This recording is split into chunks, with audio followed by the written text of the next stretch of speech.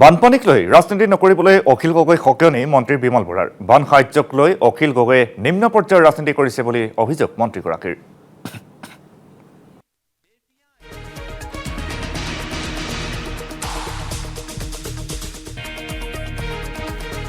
Operation আৰু পৰৱৰ্তী সময়ত ৰিহেবিলিটেশ্যন এই গোটেই কথাখিনি মাননীয় মুখ্যমন্ত্ৰী ডাঙৰীয়াই সূক্ষ্মভাৱে নিৰীক্ষণ কৰি ৰাজ্য চৰকাৰৰ বিষয়া কৰ্মচাৰীসকলক নিয়াৰিকৈ পৰিচালনা কৰিবৰ কাৰণে আহ্বান জনাইছে।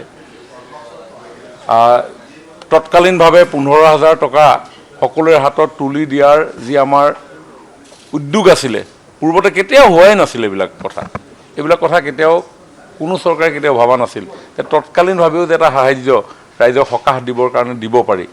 মুখ্যমন্ত্ৰী ডাঙৰীয়াই সেই সিদ্ধান্ত লৈ এই বন্যাক্ৰান্তসকলৰ তালিকা প্ৰস্তুত কৰিবৰ কাৰণে আমাৰ শিক্ষকসকলক দায়িত্ব দিলে।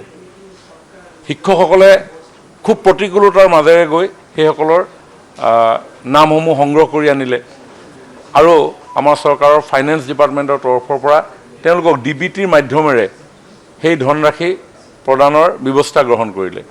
কিছু বেংকত সেই একাউণ্ট হোল্ডাৰসকললৈ ধনৰাশি কিছু পলমকৈ গৈ পাইছে আৰু অথবা বহু একাউণ্টত এতিয়াও অন প্ৰচেছত আছে। গতিকে কোনোবা বন্যাক্ৰান্তে ভাবিব পাৰে যে আমাৰ নামসমূহ সোমোৱা নাই নেকি। তেনেকুৱা কথা নহয়। অকণমান টেকনিকেল বেংকৰ কিছু কাৰিকৰী কাৰণত সময়মতে সেইখিনি গৈ নোপোৱা কথাটো চৰকাৰ অৱগত হৈছে আৰু এই ক্ষেত্ৰত তাৰ যিখিনি বিসংগতি দূৰ কৰিবৰ কাৰণে বেংকসমূহক দায়িত্ব অৰ্পণ কৰা হৈছে আৰু লগতে সেই মুহূৰ্তত তথ্য সংগ্ৰহ কৰিবলৈ যোৱা শিক্ষকসকলে বানপানীৰ মাজত বহু লোকক গৈ পোৱাগৈও নাছিলে বা এনেকুৱা ধৰণৰ কিবা কাৰণতো হয়তো বহু লোকৰ নাম সন্নিৱিষ্ট হোৱা নাই। গতিকে মুখ্যমন্ত্ৰী ডাঙৰীয়াই সেইসকলৰ নামো পৰ্যায়ক্ৰমে সন্নিৱিষ্ট কৰিবৰ কাৰণে ইতিমধ্যে নিৰ্দেশ দি থোৱা হৈছে।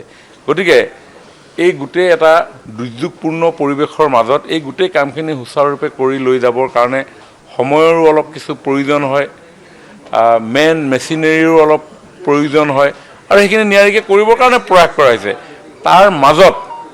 তাৰ মাজত এটা বিভ্ৰান্তিকৰ পৰিৱেশ সৃষ্টি কৰাটো কাৰো কাম্য নহয়। চৰকাৰ দায়বদ্ধ। মাননীয় মুখ্যমন্ত্ৰী ডাঙৰীয়াই 2-3বাৰ গৈ সেই বন্যাক্ৰান্তৰ কাষত থিয় হৈছে। ইণ্টাৰ মিনিষ্ট্ৰিয়েল চেণ্ট্ৰেল টীম 4-5 দিনৰ ভিতৰত আহি চৰজমিন তদন্ত কৰি গৈছে। কেতিয়াও হোৱাই নাই আগতে। 4 মাহৰ পিছত ৰিহেবিলিটেশ্যনৰ ছাৰ্ভে কৰিব যায়। এতিয়া ডিউৰিং 15 days ডিউৰিং ফ্লাড মুখ্যমন্ত্ৰী ডাঙৰীয়াৰ নিৰ্দেশত তেখেতে নিজে প্ৰশিক্ষণ প্ৰদান কৰিছে কেনেকৈ মানুহে পইচা পাব বিষয়াসকলক, যাতে কোনো ৰাইজ এই বান সাহায্যৰ পৰা বঞ্চিত হ'ব লগা নহয়। এনেকুৱা ধৰণৰ প্ৰম্পট একশ্যনে চৰকাৰৰ তৰফৰ পৰা লোৱা হৈছে। গতিকে কোনোবাই যদি তাত ৰাজনৈতিক মুনাফা আৰ্জন কৰিবৰ কাৰণে এই দুৰ্বল মুহূৰ্তত এনেকুৱা ধৰণৰ কিবা ৰাজনীতি কৰিবলৈ যায়, এইটো সভ্য সমাজে কেতিয়াও গ্ৰহণ নকৰে।